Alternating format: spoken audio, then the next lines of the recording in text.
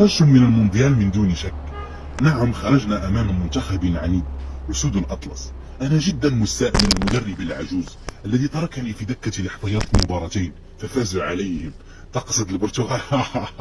نعم، العالم كله يعلم أني رقم واحد، يعرفني الصغير والكبير، لكن العجوز أبعدني، فأخرجهم منتخب الأسود الذي كان قويا في الدفاع والوسط. هل شاهدت أمر قوي جدا بدنيا، أظنه يأكل البلبول بالشعير كل صباح، فقد نصحني بها صديقي بدر هاري، لكن ظننته يمزح. أما اللاعب رقم 8 لا أذكر اسمه، يا إلهي أذهلني، لا يترك كرة إلا ويرجعها. نعم أعرف اسمه، أناحي، لاعب موهوب ولا يزال صغيرا. سمعنا أنك ستعتزل بعد هذه المباراة، أم فقط خيبة أمل وسترجع للملاعب؟ هل صحيح هذا الكلام الذي يكتب في الصحف العالمية؟ هل صحيح أنك ستعتزل يا كريستيانو؟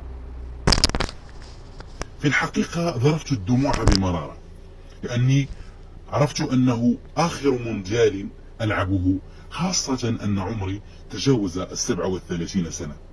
سأصلي وأدعو الله أن يأخذ الحق في العجوز الذي جعلني احتياطيا، وكان يعلم أنها آخر مشاركة لي. كنت أريد أن أنهي مسيرتي مع منتخب بلادي بشكل آخر. لقد كنت لاعبا كبيرا طوال السنوات الماضية والكل يعلم ذلك، لكن العجوز احتقرني في آخر أيامي، وبعض المحسوبين على الجماهير البرتغالية. أما مسألة الاعتزال فالأمر يعود لي، وسأعيد التفكير مرة أخرى في الأمر بجدية، خاصة وأني وصلت إلى سن 37 عاما. ماذا ستقول للشعب المغربي بعد هذه الخسارة، خاصة وأنكم كنتم تطمحون للوصول إلى نصف النهائي؟ أقول لهم: لقد توصلت بالشكاية من المقدم هناك في مدينة مراكش، يقول لي فيها أنهم إذا خسروا فسيتم هدم فندقي بدعوى بناء بدون رخصة، والحمد لله أننا خسرنا. وأتمنى التأهل للمنتخب المغربي، فقد كانوا أقوياء.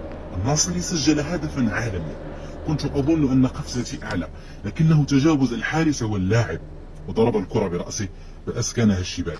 أتمنى لهم حظا موفقا، خاصة أنهم أول فريق إفريقي يبلغ نصف النهائي. هل سبق لك وأن زرت المغرب؟ نعم، زرته مرارا وأعجبت بكرم شعبه، وكما قلت لك لدي فندق هناك بمراكش، وأطلب المقدم من هذا المنبر أن لا يقدم شكاية بي، لأنه ليست لدي رخصة البناء كما ذكر. نتمنى ذلك.